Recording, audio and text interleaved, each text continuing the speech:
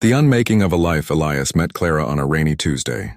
She was a single mom with eyes the color of sea glass and a laugh that made the mundane feel cinematic. He fell fast and hard. He didn't just love Clara, he loved their little life, which included her 6-year-old son, Leo.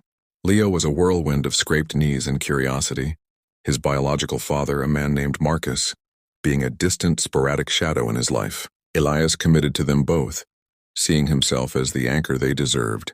But beneath Elias's easy charm lay a deep, festering insecurity. He yearned to be Leo's only father figure, the true patriarch. This need twisted into an irrational jealousy of Marcus, the phantom limb in their happy unit, and eventually, a simmering resentment toward Leo himself, the living proof of Clara's past. One late summer afternoon, a minor argument about a broken toy escalated into something sinister. In a moment of absolute terrifying rage, a flash of self-pity and fury that eclipsed every decent thought, Elias pushed Leo down the basement stairs. The silence that followed was louder than any scream. Elias was arrested that night. The tragedy shattered Clara, extinguishing the light he had so desperately loved. He confessed everything, unable to bear the weight of his monstrous act. He was convicted and sentenced to life. Cell Block C.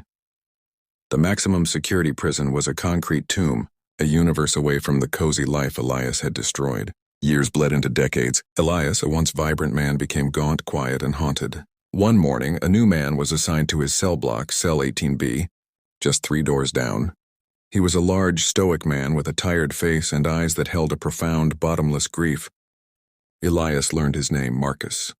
He had been convicted of an unrelated, non-violent crime, a desperate act of fraud fueled by poverty following the loss of his son. They avoided each other for months, 2 ghosts sharing the same sad air. Then, one blistering summer day in the dusty, caged-in yard, Marcus saw Elias struggling to reach a book high on a common area shelf. Marcus wordlessly retrieved it for him. "Thanks," Elias mumbled, his throat tight. Marcus just nodded, starting to walk away, but then he stopped. He turned back, his face unreadable. "I know who you are," Marcus said, his voice flat, devoid of heat or malice. Elias froze. I know who you are too." "I'm sorry, Marcus." "I don't expect you to believe that, but I am." Marcus slowly approached. "Sorry isn't a word that exists for me anymore." "Not for that."